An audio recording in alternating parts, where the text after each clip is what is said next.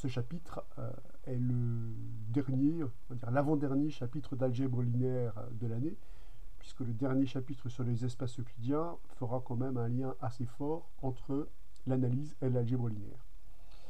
Ce chapitre-là, lui, est un chapitre qui est purement un chapitre d'algèbre linéaire. Et il va nous permettre de répondre à des questions auxquelles on avait déjà répondu, mais pas de manière totalement satisfaisante.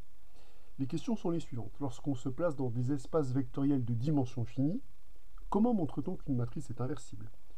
Comment montre-t-on qu'une famille de vecteurs est une base de l'espace vectoriel dans lequel elle se trouve? Comment montre-t-on qu'une application linéaire est un isomorphisme ou éventuellement un automorphisme de E? Comment obtenir efficacement le rang de matrice contenant de paramètres? Comment détecte-t-on ces fameux nombres alpha tels que le noyau de A moins alpha identité est différent de 0 pour trouver des vecteurs sympathiques pour former une base, puisqu'une base constituée avec des vecteurs dans des tels sous-espaces vectoriels sera diagonale? Eh bien, à ces 5 questions pour lesquelles on avait, encore une fois, des méthodes, des stratégies pour pouvoir répondre favorablement à ces questions, une seule réponse, le déterminant. On va voir que le déterminant va nous offrir, dans toutes ces situations, une réponse simple, efficace, rapide, à la plupart des questions posées. Elle va permettre de contourner des problèmes calculatoires parfois immenses par une formule clé en main qui va nous permettre d'avoir la main sur tout ce qui concerne l'inversibilité en algèbre linéaire. J'ai mis 5 questions parmi celles qui sont quelque part les plus communes lorsqu'on travaille en algèbre linéaire, mais il y en aura bien d'autres. On verra que ces déterminants nous permettent d'obtenir des formules closes pour l'unique solution d'un système de Cramer. On va pouvoir avoir une formule close pour les coordonnées de cette unique solution, sans passer par la résolution du système et les équivalences par ligne. Donc, vraiment, ce déterminant-là, si je voulais faire un parallèle, c'est peut-être le développement limité, on va dire, de l'analyse. C'est un outil qui est présent dans tous les calculs de l'algèbre linéaire. Encore une fois, si on veut le rendre présent, on a souvent des manières de le contourner, mais elles sont toujours moins élégantes que lorsqu'on l'utilise. Même si ces notions sont reliées, on a vu quelque part qu'on va devoir construire un déterminant si je veux répondre à toutes ces questions pour 3 types de structures dans les espaces vectoriels, les familles de vecteurs, les matrices et enfin les applications linéaires. Donc on va construire la notion de déterminant pour chacune de ces 3 notions fondamentales de l'algèbre linéaire. Alors ce qui va évidemment faciliter les choses, c'est qu'on sait que ces 3 notions sont intimement reliées. Une application linéaire est entièrement déterminée par l'image d'une base, qui est une famille de vecteurs, et pour construire la matrice d'une application linéaire, il suffit de mettre en colonne l'image de ces vecteurs de base. Donc, il y a quelque chose qui ne va pas beaucoup changer, ça je viens de le dire, c'est que l'image des vecteurs de base va être au cœur de la construction du déterminant. Donc là encore, on ne va pas changer de musique, on va justement changer peut-être quelques accords, mais rien de plus. Alors cette première définition est une définition qui est difficile, c'est la notion de forme n linéaire. Donc dans un cas espace vectoriel E, on dit qu'une forme est n linéaire lorsqu'on a affaire à une application qui est définie sur En à valeur dans K et qui vérifie la propriété suivante. Donc elle est n linéaire. Alors n linéaire, ça veut pas dire linéaire. N linéaire, ça veut dire linéaire par rapport à chacune de ces places. Donc ce qu'on appelle place, c'est la position d'un des n vecteurs qui est ici. Donc je dis que lorsque je me place à la ième place, pour n'importe quelle valeur de i entre 1 et n, l'application que j'obtiens en fixant toutes les autres places et en faisant varier celle-là est une application linéaire. Donc c'est-à-dire, cette application, lorsqu'on a fixé toutes les places qui sont ici et qu'on fait varier cette ième place, est une application linéaire de E dans K, c'est donc une forme linéaire. Alors plus concrètement, cela signifie que si on se donne n'importe quel n-uplet de vecteurs de E, eh bien si je mets une combinaison linéaire à la ième place, l'image de ce n-uplet sera la combinaison linéaire de ces n-uplets.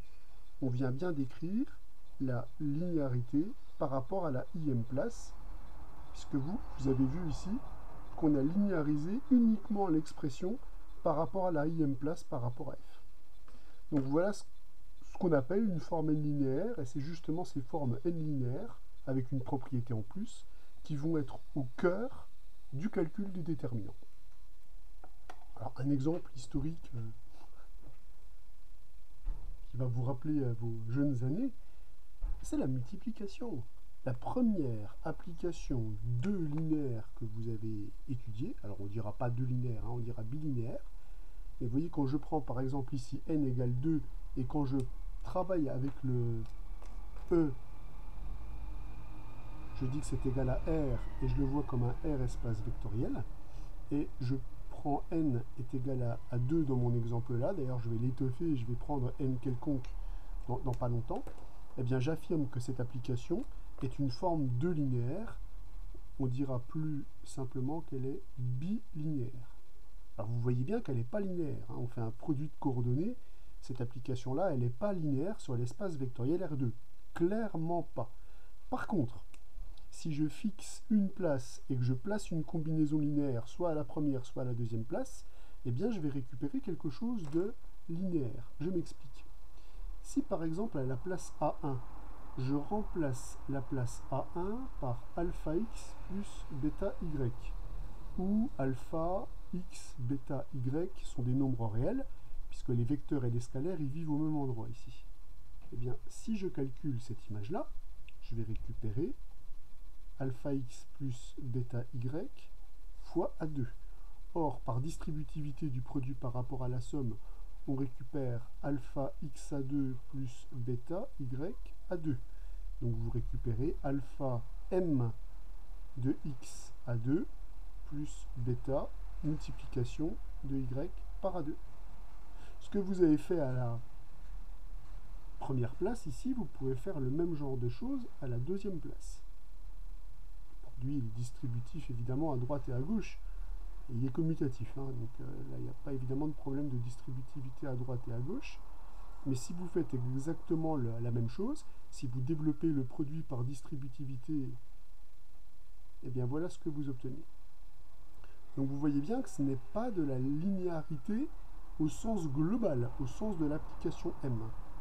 Donc c'est linéaire quand on fixe la première place, c'est linéaire quand on fixe la deuxième place et qu'on fait varier l'autre place, évidemment. Donc voilà une application qui n'est clairement pas une application linéaire. Donc je vais l'écrire, hein, évidemment, c'est important. Hein. Deux linéaires, binaire et linéaire, c'est pas la même chose. Donc M n'est pas linéaire. On fait un produit de coordonnées, on sait bien que dans ces cas-là, on n'obtient pas quelque chose de linéaire. Donc M n'est pas linéaire sur l'espace vectoriel R2. Hein.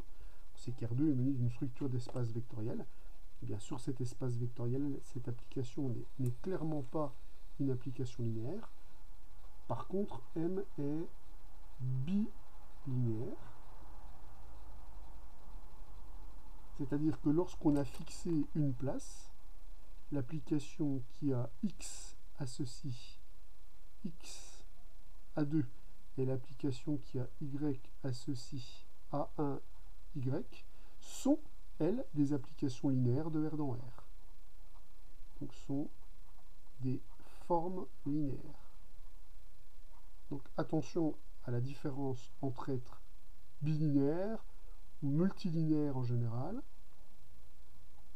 et être linéaire. Donc, cette application n'est pas linéaire mais est bilinéaire.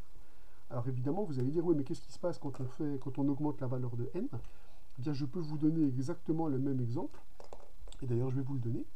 Imaginez que vous vous placiez, alors je vais étoffer un peu l'exemple évidemment, je vais me placer non pas dans R mais dans R ou C, puisqu'on a une multiplication dans R ou C, et au lieu de multiplier, au lieu de considérer la multiplication de deux nombres réels ou complexes, je vais en multiplier n. Donc cette application elle va être à valeur dans K, et je vais dire au nuplet A1, etc. à n, je vais associer le produit de tous ces nombres réels ou complexes. Et bien cette application-là n'est pas linéaire, donc M n'est clairement pas linéaire, mais par contre, elle est clairement n linéaire.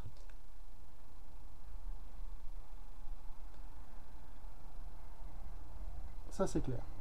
Alors on va le justifier assez rapidement. Pour montrer la n-linéarité, qu'est-ce que je fais? Je fixe une place, je fixe deux éléments x, y dans K. Ça sera mes vecteurs. Et je prends alpha, bêta, mes scalaires, qui sont aussi dans K, puisque K est une structure de K espace vectoriel. Hein, c'est les espaces vectoriels, c'est les seuls espaces vectoriels où les vecteurs sont égaux aux scalaires. Et si je calcule donc m de A1, etc., en im place, je place alpha x plus bêta y, etc., à n, et bien quand je calcule ça, j'obtiens donc A1, etc., alpha x plus bêta y, etc., à n.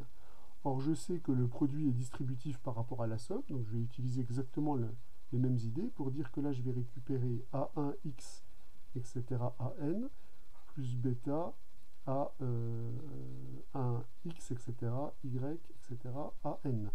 Donc je vais bien récupérer le alpha m à 1, etc., x, etc., à n, plus bêta m de a1, etc., y, etc., à n. Donc on récupère que cette application, lorsqu'on a fixé n-1 place et lorsqu'on fait varier la im place, peu importe la valeur de i, si on fait varier la im place, et bien ce terme-là, qui va se retrouver en im position, on obtient une application linéaire une fois que cette place est fixée. Donc on voit que ces applications ne sont pas linéaires, mais sont respectivement bilinéaires et n-linéaires. Alors un autre exemple, je suis sûr que vous avez en tête, hein, comme forme linéaire, comme forme bilinéaire, vous avez vu en sciences industrielles par exemple, c'est le produit scalaire. Hein. Vous avez vu évidemment que si vous définissez, alors je ne sais pas comment le note Robert, mais moi je vais le noter comme ça, si vous définissez par exemple dans espace, donc dans R3 au carré, et si à deux vecteurs x et y de l'espace vous associez le produit scalaire de ces deux vecteurs, eh bien cette application elle est bilinéaire. Vous avez vu que si vous mettez une combinaison linéaire alpha A plus bêta B en première place, eh bien vous pouvez linéariser l'expression. Il y a une flèche au-dessus de y. Donc là, le produit scalaire, on dit qu'il est linéaire par rapport à sa première place. Et si vous mettez, évidemment, vous fixez la place x et vous placez le vecteur alpha plus bêta b en seconde place, vous avez aussi ce qu'on appelle la linéarité par rapport à la seconde place.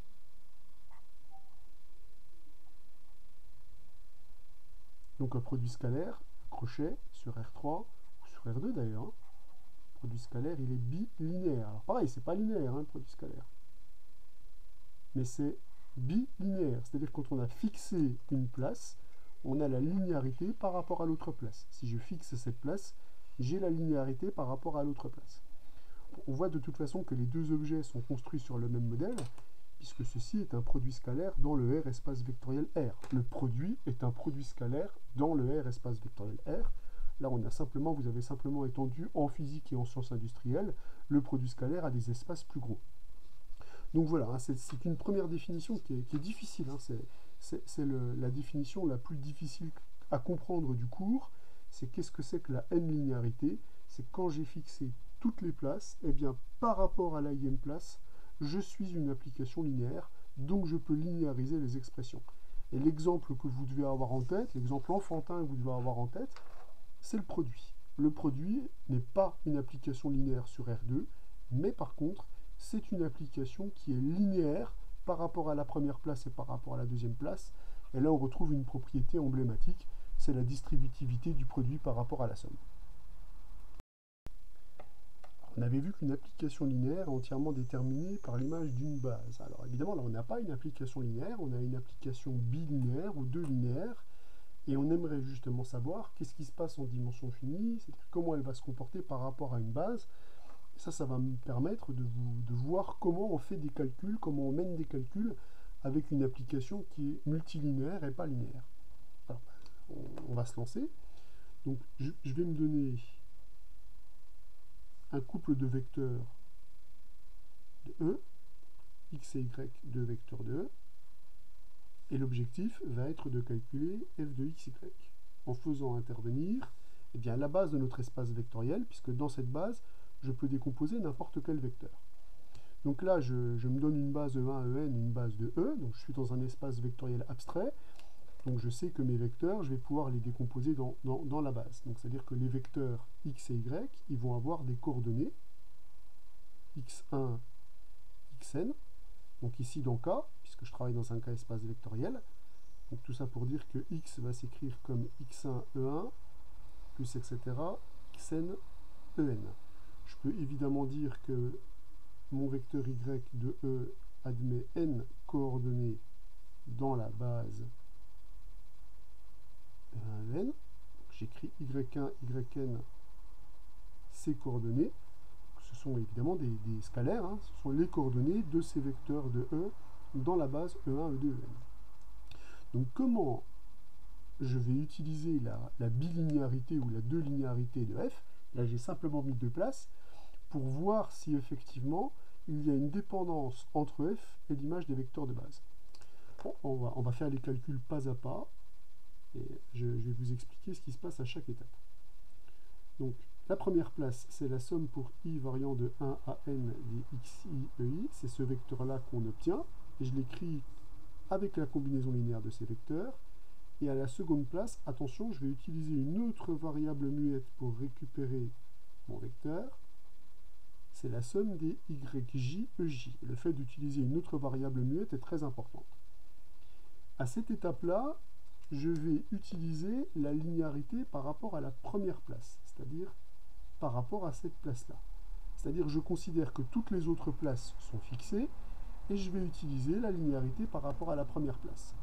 Donc comme quand je fixe cette place, l'application qui a un vecteur associe f de ce vecteur fois lui est une application linéaire, je vais pouvoir dire que ça, c'est la somme pour i variant de 1 à n des xi,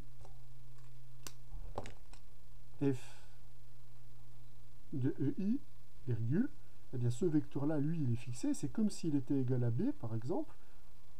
Si je lui donne le nom de b, là j'ai f d'une somme fois b, ben je peux linéariser ce qui se passe par rapport à la somme ici. Donc voilà ce que j'obtiens. Et là, la propriété que j'ai utilisée, c'est la linéarité par rapport à la première place. Alors je ne l'ai pas utilisé avec deux vecteurs, je l'ai utilisé avec une combinaison linéaire de n vecteurs. Donc linéarité par rapport à la première place. Évidemment, là maintenant, ce que je récupère simplement une somme sur l'autre place. Je récupère une somme à la deuxième place qui est ici. Donc là maintenant, je vais utiliser ce que je vais appeler la linéarité par rapport à la seconde place. Donc là, j'ai toujours ma somme générale, hein, ma somme pour i variant entre 1 et n des xi. Donc ça, c'est ce que j'avais obtenu avec la linéarité par rapport à la première place. Et en utilisant la linéarité par rapport à la seconde place, je vais récupérer la somme pour j variant entre 1 et n de yj multiplié par eh bien, f de ei, ej. F de ei, virgule, ej. Je m'aperçois ici que j'ai deux sommes sur des indices différents, des sommes sur des secteurs carrés, donc en particulier rectangulaires. Donc cette somme, je vais pouvoir l'écrire au final comment? Ben, je vais dire que c'est la somme pour i égale 1 à n de la somme pour j variant de 1 à n des xi, yj, f de ei, ej. Ce que je peux écrire aussi, puisque je suis sur une somme sur un secteur carré, somme pour i, virgule j variant entre 1 et n. Ça veut dire que i et j peuvent prendre n'importe quelle valeur entre 1 et n, ce qui veut dire que des termes dans cette somme, j'en ai n fois n, j'en ai n carré. Donc on voit bien ici que le calcul de f de xy ne dépend que des images des vecteurs de base. Mais alors combien d'images? Là, il n'y en aura plus n, puisque mon application est bilinéaire. Il faut que je connaisse tous les f de e, i, e, j avec i et j qui varient librement entre 1 et n. Donc il faut que je connaisse l'image des n carrés couples formés possibles avec les vecteurs de ma base 2. Donc voilà comment on utilise linéarité par rapport à la première place, linéarité par rapport à la deuxième place. Alors si vous avez une application qui est non pas bilinéaire mais trilinéaire, faisons tout de suite le calcul pour voir comment ça se passe. Comment on va pouvoir gérer la trilinéarité. Eh bien si je me place dans le même contexte qu'ici, mais que je prends une application qui est définie sur E3 à valeur dans K. Eh bien, si je calcule g de x, y, z, avec, je vais appeler z1, z2, zn, les coordonnées de mon vecteur z dans la base B, eh bien, je vais récupérer, au lieu d'avoir une somme double, une somme triple. Un indice pour ce qui se passe à la première place, un indice pour ce qui se passe à la deuxième place, et un indice pour ce qui se passe à la troisième place. Et là, je vais récupérer donc les différentes coordonnées, x, y, j, z, k, multiplié par g de ei, ej, ek. Donc ça, c'est ce que j'obtiens après 3 étapes de linéarisation. Linéarité par rapport à la première place, linéarité par rapport à la deuxième place, et là, il y aura une linéarité par rapport à la troisième place.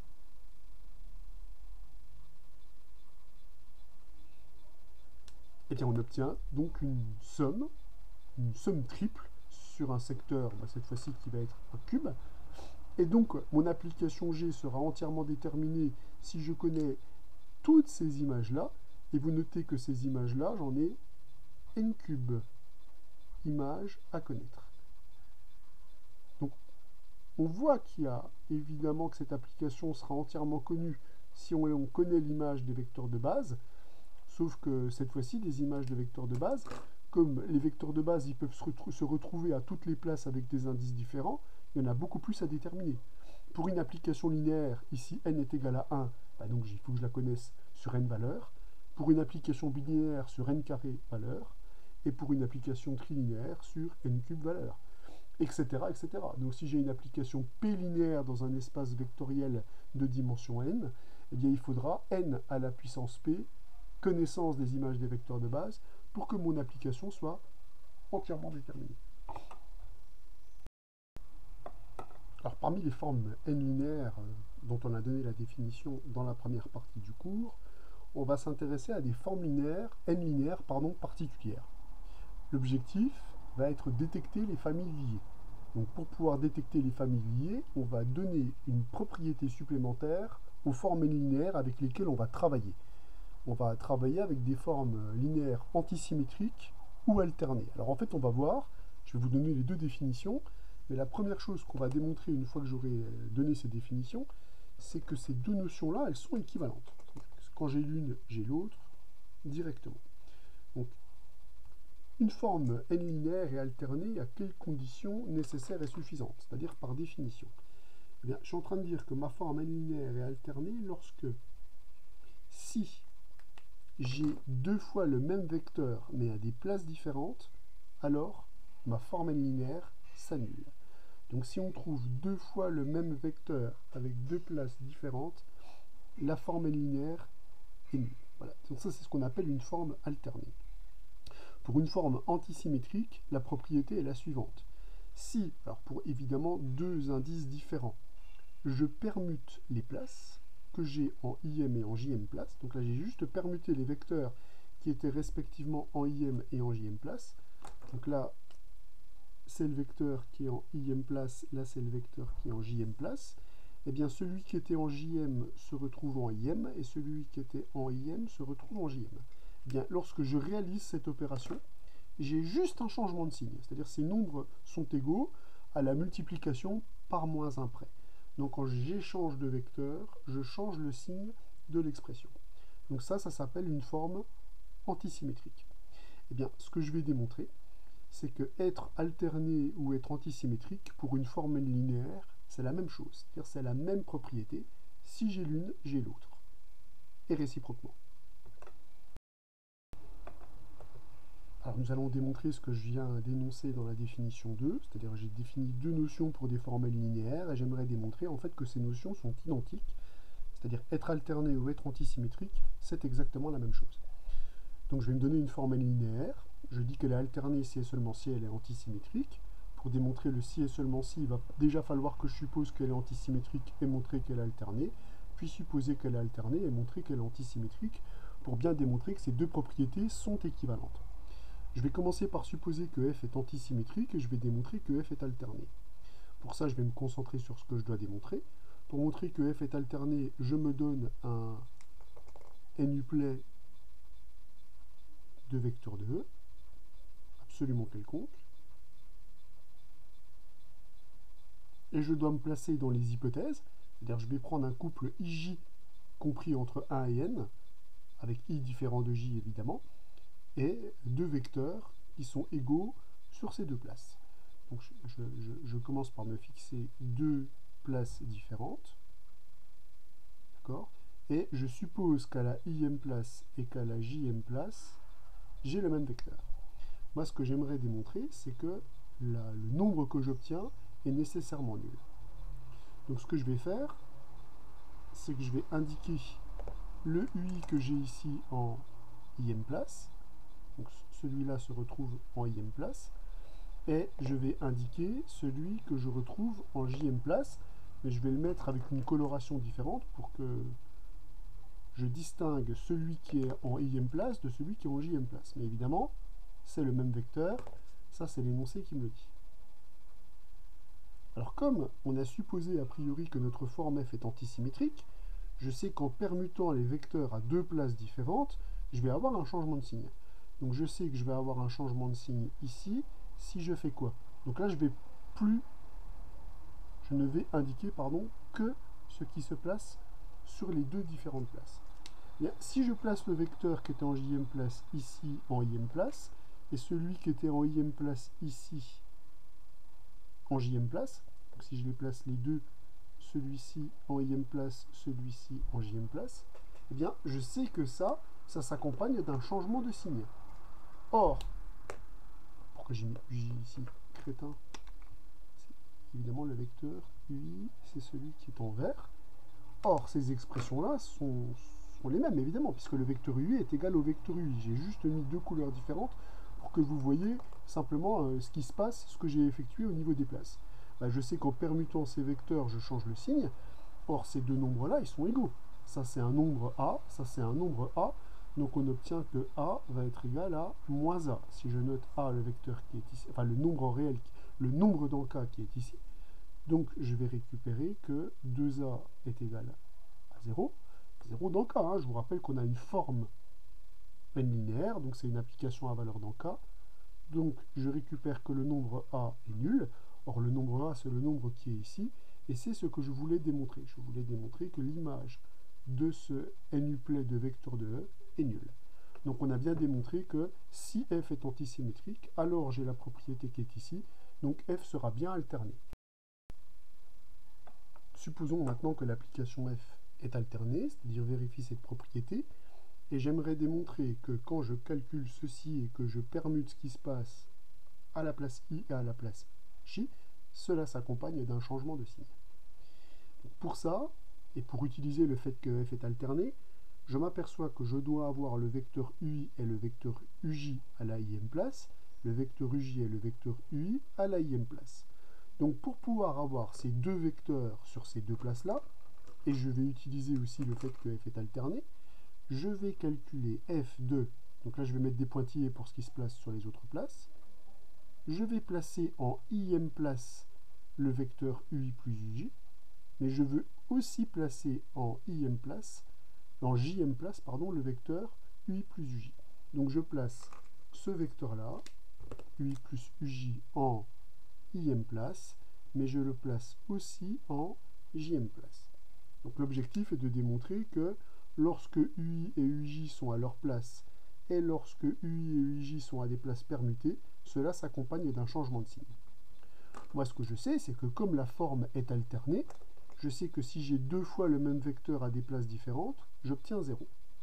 L'objectif, comme souvent en algèbre, ça va être de calculer ceci d'une autre façon. Alors, une autre façon, ça serait quoi? Ça serait d'utiliser le fait que cette application est n linéaire. N linéaire, linéaire, ça veut dire linéaire par rapport à chacune de ces places. Eh bien, si j'utilise la linéarité ici par rapport à la ième place, qu'est-ce que je vais récupérer? Je vais récupérer f de ui, etc., ui plus uj, plus f de, etc., uj, etc., ui plus uj, etc. Petit pointillé. Donc là, c'est ce que j'ai utilisé comme linéarité. J'ai utilisé la linéarité par rapport à la ième place. Donc là, cette ligne-là, c'est la linéarité par rapport à la première place.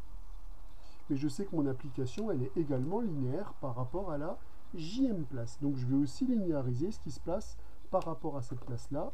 Donc là, je vous rappelle que je suis en ième place, ici en jème place, ici en ième place, ici en jème place.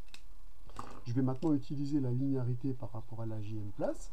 Je vais récupérer f de, etc., ui, etc., ui, etc., plus f de, etc., ui, etc., uj, etc.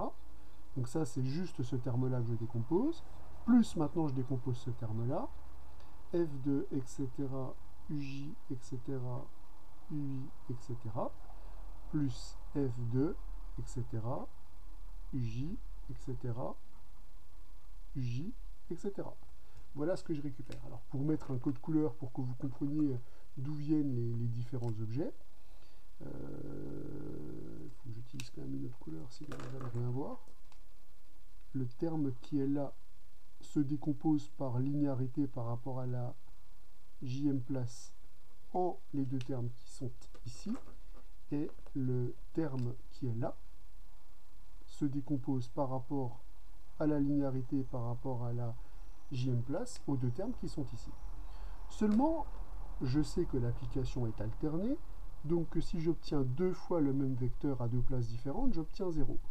Donc j'obtiens ici que ce terme-là est nul, ce terme-là est nul. Ce qui signifie que la somme des deux termes qui sont ici est nulle, puisque n'oublions pas que je suis parti de ce nombre-là, qui est égal à 0. J'obtiens donc au final que la somme du terme qui est ici, f de, etc., ui, etc., uj, etc., plus ce terme-là est égal à 0. Donc ça veut dire que si leur somme est nulle, les deux termes sont opposés. Ce qui revient donc à dire que si je permute ce qu'il se passe à la ième place et à la jème place, ça s'accompagne automatiquement d'un changement de signe. Donc là, le point de départ n'est pas complètement inimaginable, puisque je veux que ui et uj soient placés en ième et en jème place. Donc partir d'un vecteur où je place la somme des deux en ième, en jème place, donc un terme nul, pour linéariser les expressions respectivement par rapport à la ième place la première fois et respectivement par rapport à la ième place, respectivement par rapport à la jème place, me permet de récupérer la propriété que je voulais pointer. Donc là, on voit bien comment s'utilise la linéarité par rapport à chaque place. Donc on vient de démontrer que quand on a une forme linéaire, être alterné et être antisymétrique, c'est exactement la même chose. Alors, nous allons voir que la propriété d'être alterné ou d'être antisymétrique, puisqu'on a vu maintenant que c'est exactement la même chose, cette propriété est taillée sur mesure pour détecter les familles liées. Qu'est-ce que ça veut dire détecter une famille liée? Eh bien, si je place le nuplet U1, UN lié sur mon application, j'obtiens nécessairement 0. C'est-à-dire que cette application s'annule sur toutes les familles liées. Alors, on va évidemment démontrer cette propriété en utilisant les propriétés des formes linéaires alternées. Donc pour démontrer ça, je vais déjà supposer que ma famille est liée. Donc, je vais déjà écrire ce que ça signifie que cette famille est liée. Bien, on avait vu que cela signifiait qu'il existe un des vecteurs de la famille qui s'écrit comme combinaison linéaire des autres vecteurs. On avait réussi à démontrer cette propriété-là. Alors par contre, on ne sait pas lequel des vecteurs s'écrit comme combinaison linéaire des autres, mais en tout cas, on sait qu'il existe donc, un indice i compris entre 1 et n, et il existe des scalaires, donc alpha 1, etc. Alors, on met un chapeau à alpha i pour dire en général qu'il n'est pas concerné, vous voyez. Donc là, ça veut dire qu'il existe des scalaires alpha 1, alpha n avec l'indice différent de i. C'est pour ça que je mets un chapeau. C'est pour dire en fait qu'il n'apparaît pas. Ce qui évite d'écrire alpha 1, alpha i-1, alpha i plus 1, alpha n. Donc le petit chapeau dit qu'il est invisible. Donc il existe un indice entre 1 et n et des scalaires, donc tels que le vecteur ui s'écrit comme combinaison linéaire des autres vecteurs. Alors avec des sommes, c'est plus facile à écrire. On va dire que c'est la somme pour k variant entre 1 et n avec k différent de i et alpha k uk. Donc là, on vient d'écrire que l'ui s'écrit comme combinaison linéaire des autres vecteurs. Du coup, pour calculer l'image de f de u1 un et pour montrer que cette image est nulle, eh bien, je vais regarder ce qui se passe spécifiquement, vous vous en doutez, à la ième place. Et à la ième place, je vais remplacer le vecteur ui par son expression en fonction des autres vecteurs. Tout simplement. Et quelle propriété ici je suis en mesure d'utiliser? Ici, ce vecteur, on l'a placé à la place de ui, c'est-à-dire ici, on l'a placé en ième place. Eh bien, je vais pouvoir utiliser, puisque f est une application n linéaire, je vais utiliser le fait que f est linéaire par rapport à la ième place. Donc là, c'est le point clé. F est linéaire par rapport à sa ième place. Donc, ce qui va me permettre de linéariser cette expression. Je vais récupérer que ceci va donc être égal à la somme pour k variant entre 1 et n, k est différent de i, de f de u1, etc. Je vais mettre ce qui se passe particulièrement à la ième place, etc. jusqu'à un. Donc, n'oublions pas que ici, ça se passe en ième place. Alors, qu'est-ce qui s'est passé? Ce qui s'est passé, c'est que j'ai déjà le alpha k ici, qui est un scalaire qui va sortir, et le vecteur que je vais trouver en ième place, c'est ici le vecteur uk.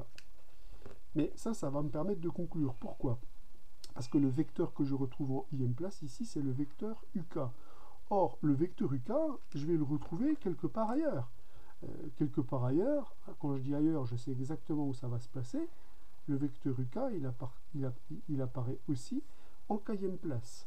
Ce qui veut donc dire ici que je retrouve le vecteur uk en ième place et en kème place avec k qui est différent de i. Or, je sais que comme ma forme est alternée, si je retrouve deux fois le même vecteur sur deux places différentes, je sais que ce que j'obtiens est nul. Donc, j'obtiens que le nombre qui est là, parce que c'est un nombre, hein, c'est une forme n linéaire, le nombre qui est là est nul. Donc, je récupère finalement alpha 1 fois 0, plus alpha 2 fois 0, etc., plus alpha n fois 0. Je récupère donc que mon expression est égale à 0. Donc, on vient bien de démontrer que si la famille U1UN est une famille liée de vecteurs de E, alors, si je l'applique sur une forme n linéaire alternée, j'obtiens nécessairement 0. Ce qui veut donc dire que les formes n linéaires alternées envoient toute famille liée sur le nombre 0. On va voir que ça va être notre machinerie à détecter les familles liées. On peut voir que dans la proposition numéro 4, on commence à détecter des invariances sur notre forme n linéaire alternée. Et cette invariance, ça va être l'objet du corollaire numéro 5. Alors je dis corollaire numéro 5 parce que l'idée que je vais utiliser, je vais directement l'emprunter à la démonstration de la proposition numéro 4. Cette propriété-là, elle va s'avérer très importante par la suite, donc je la mets bien en lumière et je la démontre proprement. Je suis en train de dire que si j'ajoute en ième position une combinaison linéaire des autres places, c'est-à-dire de ce qui se passe sur les autres composantes, alors la valeur de f ne sera pas modifiée. Qu'est-ce que ça signifie, ça? Ça signifie ceci, que si je me donne des nombres bêta 1, bêta i, chapeau, donc ça veut dire que je ne me donne pas de scalaire en ième place. Donc si je me donne des scalaires ici, voilà, comme je n'ai pas mis de parenthèse, on n'est pas obligé de mettre le n. Donc si je me donne des nombres scalaires, des nombres dans K, Et si je me donne donc des vecteurs de E, ça je me les suis déjà donnés, je m'interroge sur ce qu'il se passe quand en ième place, c'est-à-dire sur la place numéro I, j'ajoute une combinaison linéaire des autres places. Donc je vais ajouter une combinaison linéaire de ce qui se passe sur les autres places, c'est-à-dire je vais ajouter la somme pour k variant de 1 à n avec k différent de i, des bêta k, uk, etc. jusqu'à un. J'ajoute une combinaison linéaire des autres places. Donc là, c'est égal, évidemment, c'est pas différent. Moi, j'affirme que le nombre que je vais récupérer, c'est toujours f de u1 un. C'est-à-dire qu'en ajoutant le vecteur qui est là, il ne se passe rien sur la modification de ce terme. On va évidemment utiliser, vous vous en doutez, la linéarité par rapport à la ième place, puisque ceci se retrouve en ième place dans ma forme linéaire. Donc là, je suis en ième place. Donc qu'est-ce que va donner la linéarité par rapport à la ième place? Eh bien, ça va donner déjà f de u1, etc., le vecteur ui qui est à sa place, etc., un, plus, par linéarité par rapport à la ième place, la somme pour k variant de 1 à n avec k différent de i, des bêta k, puisque ça c'est un scalaire, donc je peux le sortir par linéarité par rapport à cette place-là, de u1, etc. Ici, je vais récupérer le vecteur uk, etc. Ici, je vais récupérer le vecteur un. Donc voilà ce que j'obtiens par linéarité par rapport à la ième place. Alors, il faut bien évidemment que je précise pour que vous suiviez ce qui se passe, c'est que là, je suis en ième place. Alors là, maintenant, j'ai deux façons de conclure. Je peux utiliser le fait que la fonction est alternée et que le vecteur uk, je vais le retrouver ici en ième place et en k'ième place. Donc j'obtiens que tous les nombres qui sont ici sont nécessairement nuls. Donc voilà comment je peux conclure en disant que ça, c'est f de u1, etc. jusqu'à un, c'est-à-dire c'est l'image de ce nuplet de vecteurs. Donc voilà comment on peut démontrer que lorsque j'ajoute à un vecteur une combinaison linéaire des autres places, des vecteurs qui se trouvent aux autres places, eh bien je ne modifie pas l'expression de ma fonction. Alors vous allez me dire, vous auriez pu aller un petit peu plus vite. Je conçois, hein, je pouvais aller plus vite simplement en écrivant ça. Je fais une petite variante par rapport à ce que j'ai écrit dans mon cours. Donc je reprends le calcul qui est ici. J'aurais très bien pu dire, c'est f de u1, ui à sa place, etc., un, plus, au lieu de tout linéariser, j'aurais pu dire f de u1, etc., la somme des bêta k, uk, etc., un, avec ici k qui varie entre 1 et n, et k différent de i. J'aurais très bien pu écrire ça comme ça, et affirmer que ce terme-là était nul. Pourquoi? Parce que je viens de dire que si on a un nuplet ici qui est une famille liée, alors l'application f, elle s'annule sur ce nuplet. Or, évidemment, ici, le nuplet qui est là est lié, puisque ce vecteur-là s'exprime comme combinaison linéaire des autres vecteurs. Donc j'aurais très bien pu casser simplement l'expression en deux, et constater que ce terme-là était nul en vertu de la proposition 4. Voilà, donc vous avez les deux versions. Soit je vois vraiment ceci comme un corollaire de la proposition 4 qui me permet simplement de casser en deux, soit j'utilise la linéarité par rapport à la ième place complète, et dans ce cas-là, j'utilise le fait que l'application est alternée et que tous ces termes-là sont nuls. Bon, évidemment, c'est deux formalisations qui sont complètement équivalentes, mais je veux bien que vous voyez que ce corollaire-là est en fait une conséquence de la détection des familles liées. Terminons par des petits exemples de calcul dans le cadre d'une application bilinéaire, où on va le voir un peu plus tard n-linéaire, pour voir justement ce qu'apporte la multilinéarité et le fait que cette application est alternée. Donc je vais faire un truc tout simple, je vais prendre l'image d'un couple x1, x2, un couple de vecteurs de E, et je vais ajouter à chaque place le même vecteur, et je vais regarder ce qu'il se passe. Donc là, on va mener nos petits calculs tranquillement. Et après, on va se forger une conviction sur la manière dont on peut mener les calculs. Donc je me donne une forme bilinéaire alternée, je demande de calculer ceci. Il est bien évident que u, x1, x2, xi sont des vecteurs de l'espace vectoriel E, puisque ce qui a des places, ce qu'il y a aux différentes places, ce sont des vecteurs. Donc là, je vais faire vraiment les calculs pas à pas. Je vais déjà utiliser la linéarité par rapport à la première place. Donc, ça va me donner f de u, virgule, u plus x2 plus f de x1, virgule, u plus x2. Donc là, j'ai utilisé la linéarité par rapport à la première place. Puis j'utilise la linéarité par rapport à la deuxième place, qui va me donner f de uu, f de u, x2, f de x1, u, f de x1, x2. Donc là, la première ligne, c'est la linéarité par rapport à la première place. Et la deuxième ligne, c'est la linéarité par rapport à la deuxième place que j'utilise pour chacun des termes qui sont ici. Maintenant, je vais utiliser le fait que mon application est alternée. Là, j'ai pour l'instant juste utilisé la bilinéarité. Le fait que cette application est alternée me permet de dire que quand j'ai deux fois le même vecteur sur deux places différentes, j'obtiens 0, ou de façon invariable, si cette famille-là étant liée, l'application étant bilinéaire alternée, eh bien elle détecte les familles liées en les envoyant sur 0. Donc finalement, on récupère juste l'expression suivante, on récupère juste comme résultat f de u x2, qui n'a pas de raison d'être nul, sauf si u est proportionnel à x2, f de x1 u, pareil, qui n'a pas de raison d'être nul, sauf si u est proportionnel à x1, et f de x1 x2, qui n'a pas de raison d'être nul, sauf si x1 et x2 sont des vecteurs proportionnels. Bon, là vous voyez, tout se passe bien. Alors maintenant, évidemment, ce petit exemple-là, je vais vous demander de le généraliser. Plutôt que de travailler avec une forme bilinéaire, on va travailler avec une forme n-linéaire. Donc je me donne soit f, une application qui est définie sur en à valeur dans R, une application n-linéaire cette fois-ci.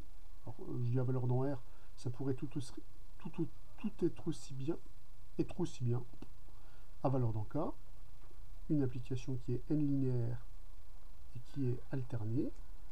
J'aimerais que vous calculiez f de u plus x1, u plus x2, etc., u plus xn. J'aimerais qu'on regarde ce qu'il se passe quand on ajoute à chaque place un vecteur. Qu'est-ce que je récupère? Comment cette expression se simplifie? On verra que dans les calculs de déterminants, ce genre de calcul sera très important. Donc là, je pose la question dans le cadre d'une forme linéaire alternée. Que devient cette expression-là lorsqu'on ajoute à chaque place le même vecteur? Alors, vous remarquez en fait que quand on utilise la linéarité par rapport à la première place et par rapport à la deuxième place, vous remarquez que c'est un petit peu comme si on avait distribué un produit. Et pour cause, on a vu que la multiplication était justement bilinéaire et que la multiplication de n nombres était n linéaire. Donc en fait, c'est un petit peu comme si on distribuait le produit ici, avec attention des règles particulières. Quand j'ai deux fois la même expression, j'obtiens 0. Et si je permute deux places, alors là, attention, ça s'accompagne d'un changement de signe. Donc là, on voit que finalement, les calculs risquent de se mener exactement de la même façon. Quand vous développez cette expression par n-linéarité, si le vecteur u se retrouve à deux places différentes, vous savez que la valeur de f sera automatiquement nulle, puisque si j'ai deux fois le même vecteur à des places différentes, étant alterné ou antisymétrique, ou détectant les familles liées, on a trois façons de voir les choses, eh bien on obtiendra 0. Ce qui veut donc dire que quand on va développer cette expression, il va y avoir finalement assez peu de termes qui vont être non nuls. Pourquoi? Parce que quand je développe ce qui se passe par rapport à ce terme-là, à ce u-là, je vois que si u se retrouve à une autre place, en deuxième, en troisième ou en énième place, j'obtiens nécessairement 0. Donc quand on va complètement linéariser cette expression, donc ce nombre je vais l'appeler grand A, quand on va complètement linéariser cette expression, si je considère le vecteur U ici en première place, je vois que je n'ai pas le choix. Je vais récupérer 0 tout le temps, sauf quand les vecteurs que je vais récupérer sont les vecteurs x2, x3, etc., xn. Puisque dès que je linéarise avec un vecteur U qui se retrouve à une autre place, j'obtiens ceci. Donc là, on a la garantie que tout ce qui commence par U ici, eh bien, pour obtenir quelque chose de non nul, j'ai la nécessité de retrouver ces vecteurs à ces places. Ensuite, je vais regarder ce qui se passe maintenant par rapport au vecteur x1. Le vecteur x1, pour l'instant, j'y touche pas. Donc là, j'ai déjà linéarisé par rapport à la première place, mais j'ai complètement simplifié ce qui se passait par rapport à U. Et là, par exemple, je vais laisser les autres vecteurs à leurs différentes places. Et je vois que le raisonnement que j'ai mené avec U ici, je peux le mener exactement de la même façon avec le vecteur U qui est là. Pour dire, eh bien, j'ai mon f de U, x2, etc., xn, celui-là il est déjà totalement simplifié, plus f de x1, U, et qu'est-ce qui se passe maintenant avec ce vecteur-là? Une fois que je linéarise par rapport à la deuxième place, et que je regarde ce qui va se passer par rapport à U. Quand je vais continuer à linéariser ici, eh bien, dès que je retrouve le vecteur U sur une place différente, j'obtiendrai 0. Donc quand je linéarise par rapport à ce vecteur-là, je vais forcément récupérer le seul terme non nul, ça sera celui avec x3, etc., x2, à ces places-là. Puisque si j'ai le vecteur U, j'obtiens nécessairement 0. Donc plus, encore une fois, je regarde ce qui se passe en linéarisant par rapport à la deuxième place, f de x1, x2, etc., u plus x3, enfin virgule, etc., jusqu'à u plus xn. U plus xn. Là, c'est une virgule. Ça a l'air d'être un plus, mais c'est bien une virgule. Et on peut continuer le procédé comme ça. Quand je vais utiliser la linéarité par rapport à la troisième place, quand je regarde ce qui se passe par rapport à U, je ne peux plus avoir le vecteur U sur les autres places. Donc vous voyez comme ça qu'en raisonnant de proche en proche, vous allez récupérer f de U à la première place, les autres vecteurs x1, x2, xn à leur place respective, puis f de x1, U, puis x3, etc., xn. Puis on va continuer comme ça. Le U il peut se balader à toutes les places. Donc là, je vais le placer en place n-1. Et enfin, U il peut se trouver en nème place. Donc là, je sais que U il ne peut se retrouver qu'à une seule place, puisque s'il a deux places différentes, il est nul. Plus, enfin, f de x1, xn, il faut évidemment que je considère l'expression où le vecteur U n'apparaît pas. Donc vous voyez que c'est comme si vous développiez un espèce de produit avec une règle très particulière, c'est quand vous récupérez deux fois le même vecteur à deux places différentes, vous obtenez 0, ce qui veut donc dire que le vecteur U ne peut apparaître qu'à une place, soit en première place, soit en deuxième place, soit en énième place, soit nulle part. Donc en fait, dans cette expression-là, on voit que parmi tous les termes qu'on pourrait récupérer, 2 puissance n en tout, eh bien en fait, il n'y a que n plus un terme qui sont non nuls quand on développe cette expression.